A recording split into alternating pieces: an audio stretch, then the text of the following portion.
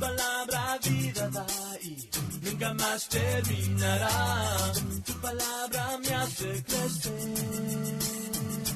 Dame tu palabra. Hola amigos, yo soy Timothy Archer. Este es el programa Lea la Biblia, el programa que promueve la lectura y el estudio de la palabra de Dios.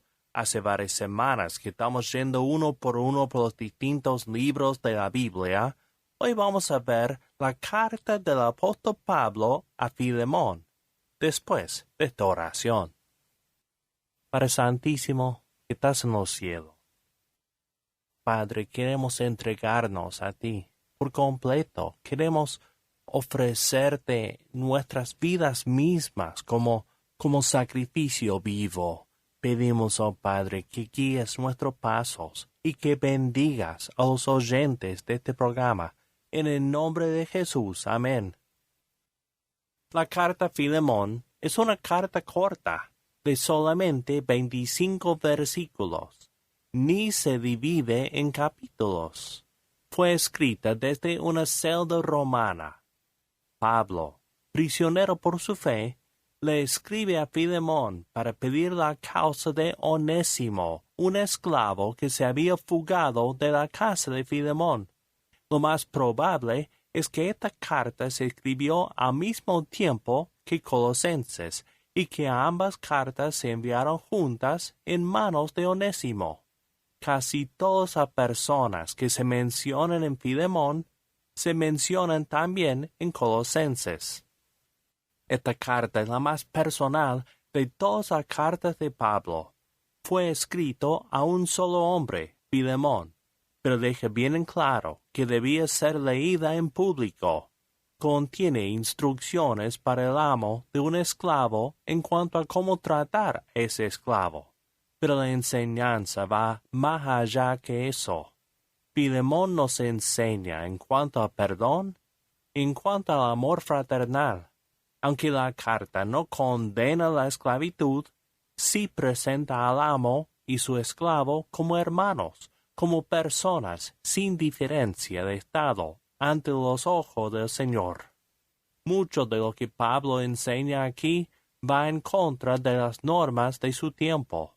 Es fascinante ver cómo escribe Pablo estos argumentos para convencerle a Filemón a que vaya en contra de su cultura y las normas de la sociedad. La enseñanza central se ve en los versículos 15 y 16, donde dice: Tal vez Onésimo se apartó de ti por algún tiempo para que ahora lo tengas para siempre, ya no como un esclavo, sino como algo mejor que un esclavo, como un hermano querido. El Evangelio quita todas las barreras entre las personas. Los cristianos somos todos miembros de una misma familia. Yo soy Timothy Archer. Este es el programa Lea la Biblia. Aquel que en el trono está, a mi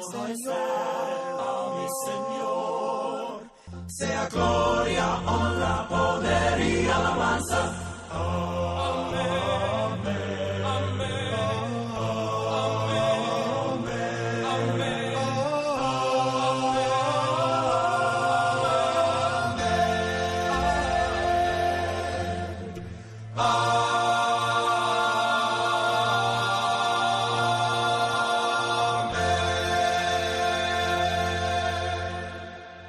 Continuamos con el programa Lea la Biblia, programa que promueve la lectura y el estudio de la palabra de Dios. Hoy llegamos a la conclusión del libro de Hebreos, esa carta escrita a cristianos que contemplaban dejar el cristianismo para volver al judaísmo.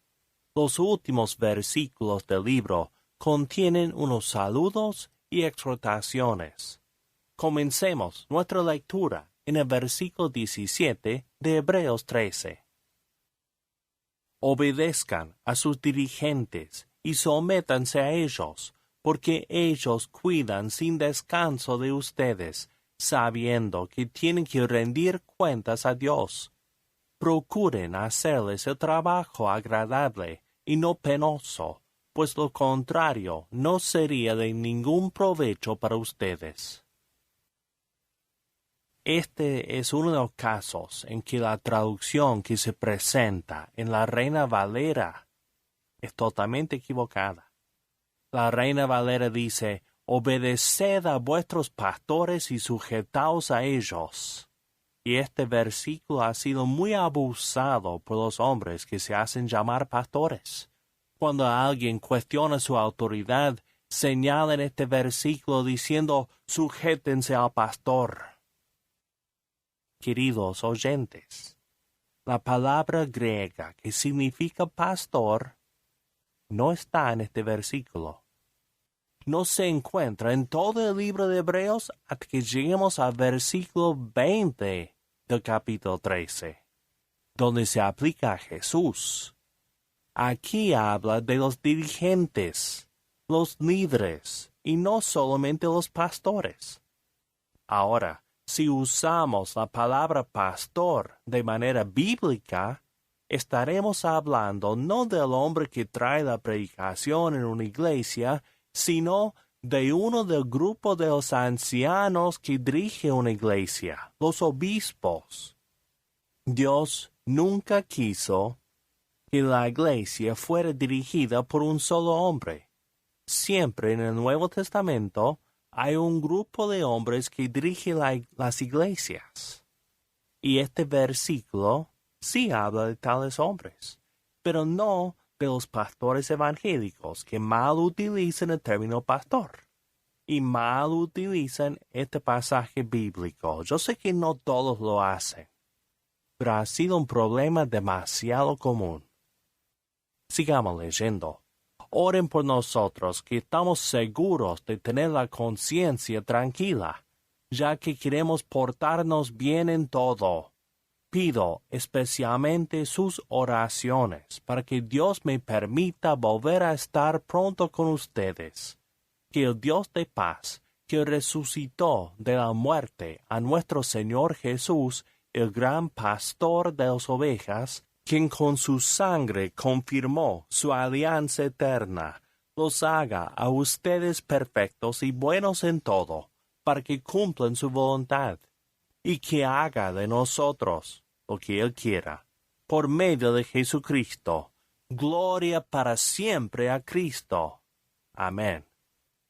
Hermanos, les ruego que reciban con paciencia esta poca palabra de aliento que les he escrito. Sepan ustedes que nuestro hermano Timoteo está ya en libertad. Si llega pronto, los llevaré conmigo cuando vaya a verlos. Saluden a todos sus dirigentes y a todos los del pueblo santo. Los de Italia les mandan saludos. Que Dios derrame su gracia sobre todos ustedes. Estos saludos parecen los saludos que encontramos en otras cartas bíblicas. Se ha dicho que Hebreos empieza como sermón y termina como carta. Vemos que el autor ya estuvo con estos cristianos y está con la esperanza de volver a estar con ellos muy pronto. Estos versículos nos recuerdan qué vida difícil que llevaban los cristianos en aquel entonces. El sufrimiento y la persecución formaban parte de su vida normal. Estar en la cárcel era algo común. Por eso el autor ora, pidiendo que Dios haga de nosotros lo que Él quiera. Es un entrego total, una aceptación total de la voluntad de Dios. Notamos que Él habla de los que son de Italia. Muchos creen que los que recibieron esta carta habrán estado en Italia, tal vez en Roma, y les saludaban sus compatriotas. La carta termina con una hermosa bendición. Y Hebreos es una carta hermosa, escrita con la intención de animar a cristianos que se encontraban ante la persecución y el sufrimiento. El autor quiere que se mantengan firmes, acercándose a Dios y aferrándose a la salvación que habían recibido. Les recuerda de la responsabilidad que tienen de animarse y ayudarse mutuamente. Yo espero que esta lectura haya sido una bendición para usted. Y concluyo con las palabras de Hebreos. Que Dios derrame su gracia sobre todos ustedes. Yo soy Timothy Archer. Este es el programa Lea la Biblia.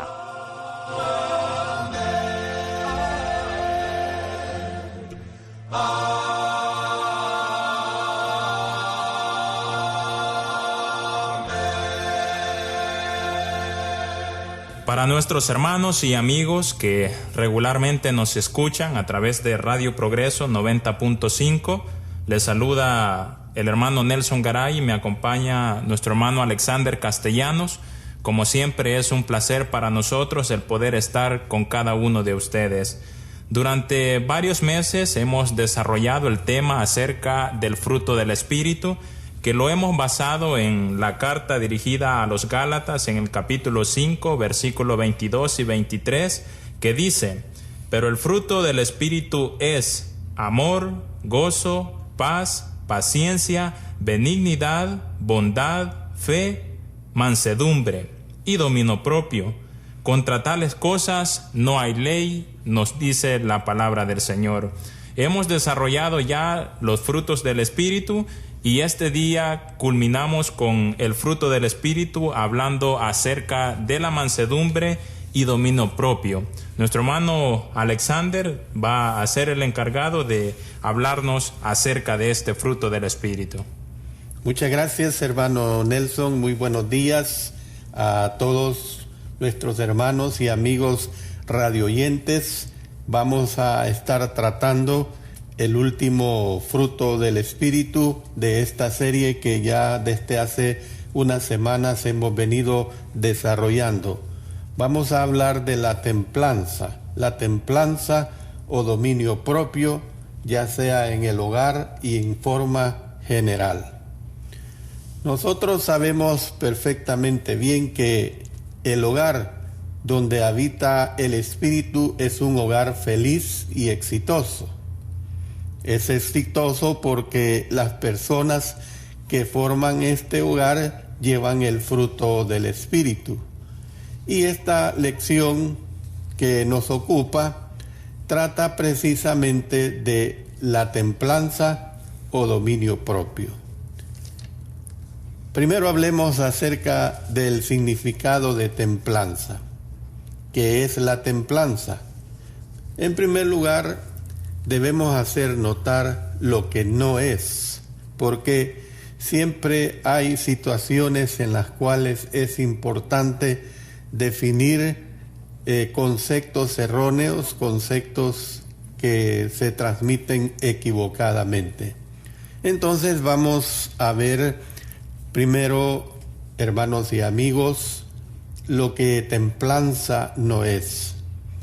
El ejercicio de la templanza o dominio propio no nos exige, como cristianos que somos, que reprimamos permanentemente la ira o el enojo dentro de nosotros.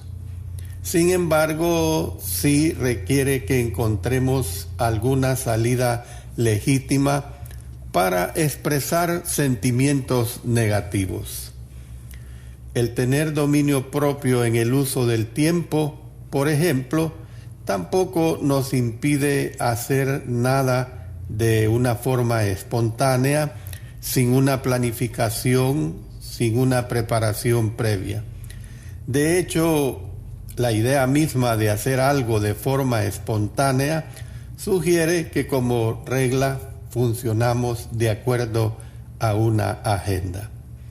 Por eso es que tener dominio propio en el uso del tiempo sí requiere que usemos nuestro tiempo de acuerdo a un plan, de acuerdo a algo que ha sido verdaderamente planificado.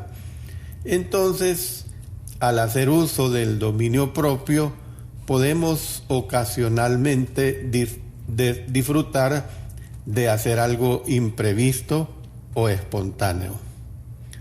Entonces, viendo esta situación de lo que la templanza no es, veamos ahora el significado de lo que es la templanza. Entonces, ¿cómo hemos de entender precisamente la virtud de la templanza? La palabra que se consigna como dominio propio, la versión Reina Valera la traduce precisamente como templanza.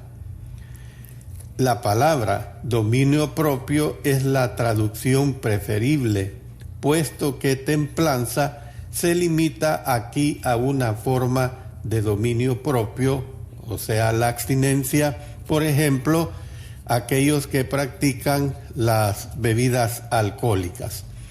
Es posible abusar de los distintos poderes otorgados por Dios al hombre. El uso correcto exige el poder controlador de la voluntad bajo la operación del Espíritu Santo. Entonces podemos ver pues que la palabra se refiere a restringir nuestras propias emociones, impulsos o deseos. Tal vez sea significativo el hecho de que el apóstol Pablo mencione de último la templanza, como podría ser significativo el hecho de que mencionó el amor en primer lugar.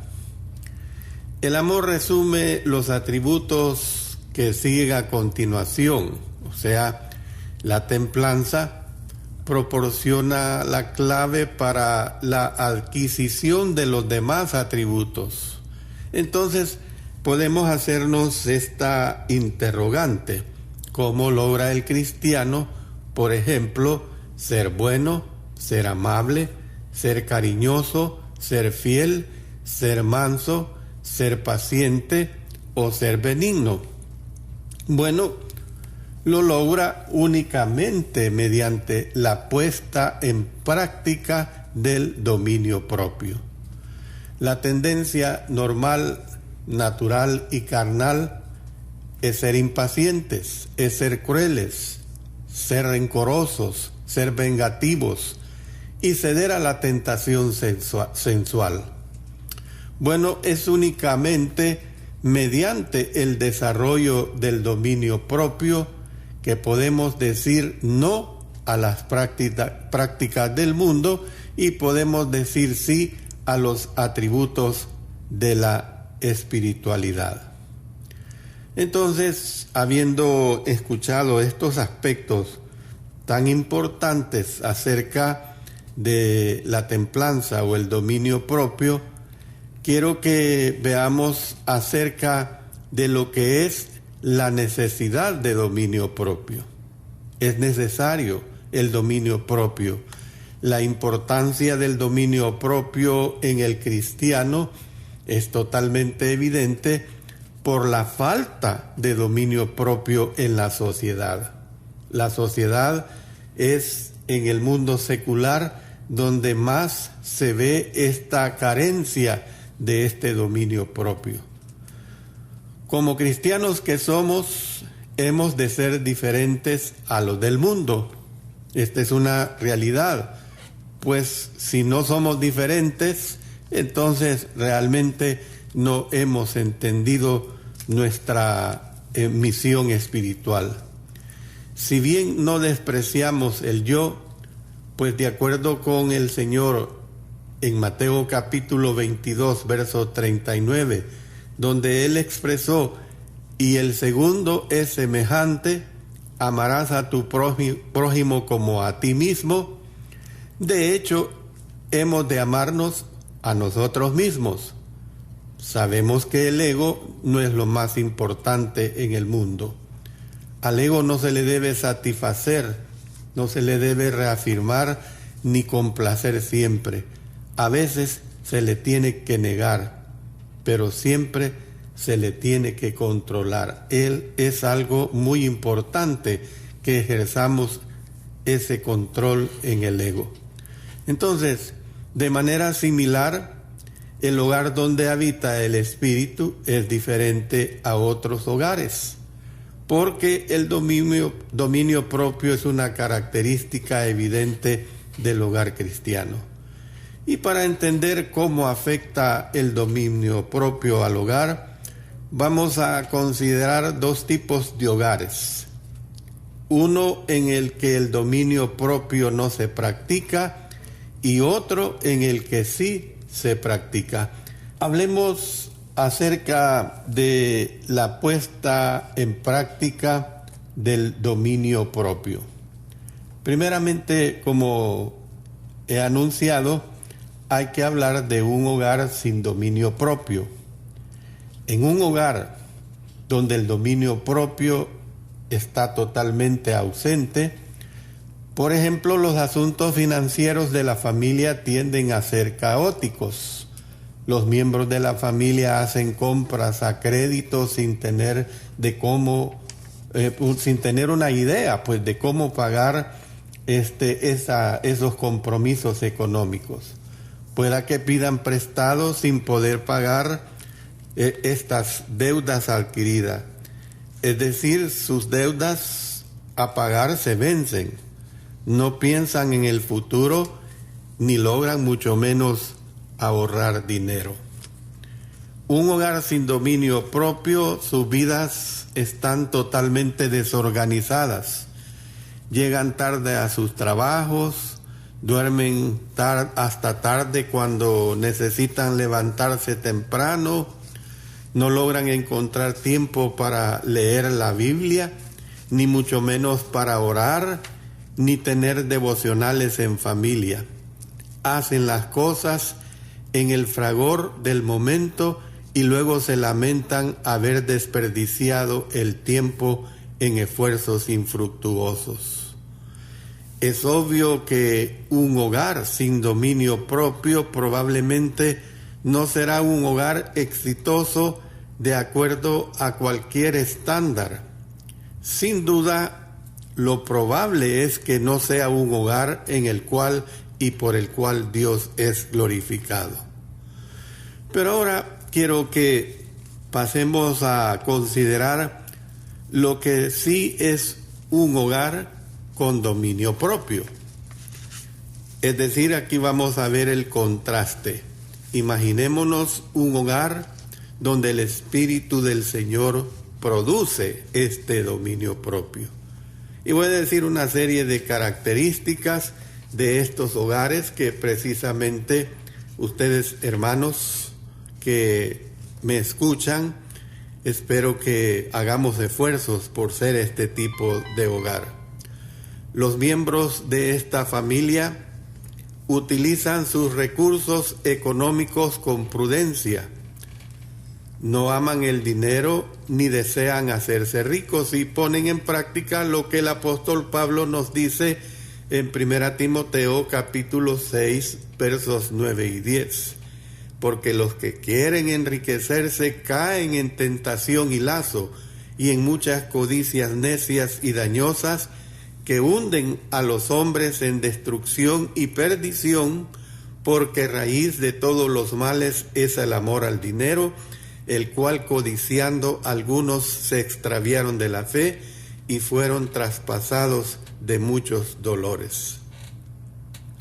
En vista de que tienen estos hogares dominio propio, son cristianos que ofrendan conforme Dios les ha prosperado. No hay necesidad de que este tipo de hogares o de cristianos se les esté presionando para que ofrenden conforme Dios les ha bendecido. ¿Por qué? Porque han aprendido a controlar sus finanzas, sus entradas a través de ese dominio propio. En tercer lugar, puesto que Dios es el verdadero dueño de todo lo que poseen y no son más que administradores de lo que tienen, la familia evita el desperdicio de los recursos materiales. Es decir, no cambian su viejo televisor, aunque esté funcionando en óptimas condiciones, por uno de pantalla plana. Tengo un hermano que conversamos muy a menudo y él no es un cristiano. Y él se queda sorprendido que yo tengo un viejo televisor que compré hace unos 12 a 15 años. Él se queda sorprendido que no voy a la tecnología de los televisores planos. Bueno, yo le respondo, es que está funcionando bien. Le digo, no tengo necesidad de por qué ponerme en ese gasto innecesario. Eso, hermanos, es un ejemplo de dominio propio. En cuarto lugar, la familia con dominio propio hace buen uso del tiempo. Dice la palabra de nuestro Señor por medio del apóstol Pablo, aprovechando bien el tiempo porque los días son malos. En quinto aspecto, cada miembro de la familia cuida su cuerpo y los miembros de la familia también resisten a la tentación. Bueno, hemos hablado aspectos muy importantes acerca de lo que es el dominio propio, pero yo quiero que tomemos en cuenta los beneficios que nos trae precisamente la templanza o el dominio propio. El hogar en el que el Espíritu produce dominio propio será bendecido. Dice el escritor a los Hebreos, sean vuestras costumbres sin avaricia, contentos con lo que tenéis ahora, porque Él dijo, no te desampararé ni te dejaré. Hebreos capítulo 13, verso 5. Este tipo de hogares no viven de acuerdo a una medida artificial, porque esto es lo que le agrada al mundo, lo artificial. Estamos plagados en nuestra sociedad de lo artificial, de lo ficticio. El tiempo se usa con prudencia, por lo tanto, hay un sentimiento de paz y tranquilidad en medio de un mundo apresurado. Bueno, ya para ir concluyendo con esta importante virtud que debe de reinar en los corazones y mentes de nosotros los cristianos, veamos como a manera de concluir este estudio cuál es la fuente de ese dominio propio. Y quiero que nos hagamos una serie de interrogantes. ¿Quién o qué le controla a usted? ¿Lo controlan sus pasiones y concupiscencias, sus deseos, su temperamento, sus sentimientos? ¿O lo tiene atrapado el pecado? ¿Está controlado por el diablo mediante las tentaciones que pone en su camino? ¿O usted tiene control de sí mismo?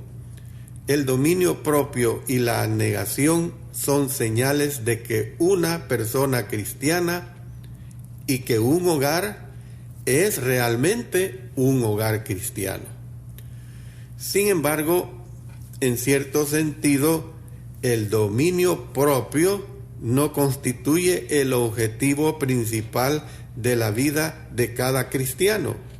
Más bien es el dominio de Cristo. Nuestro objetivo como cristianos es estar bajo el dominio de Cristo para que podamos decir con el apóstol Pablo, ya no vivo yo, mas vive Cristo en mí. Gálatas capítulo 2, verso 20. Además, jamás podremos controlarnos a nosotros mismos lo suficiente como para agradar a Dios. No tenemos la fuerza dentro de nosotros para hacerlo. Eso hay que reconocerlo. Y es únicamente cuando el Espíritu da su fruto en nuestras vidas que podemos ejercer el tipo de dominio propio que Dios requiere.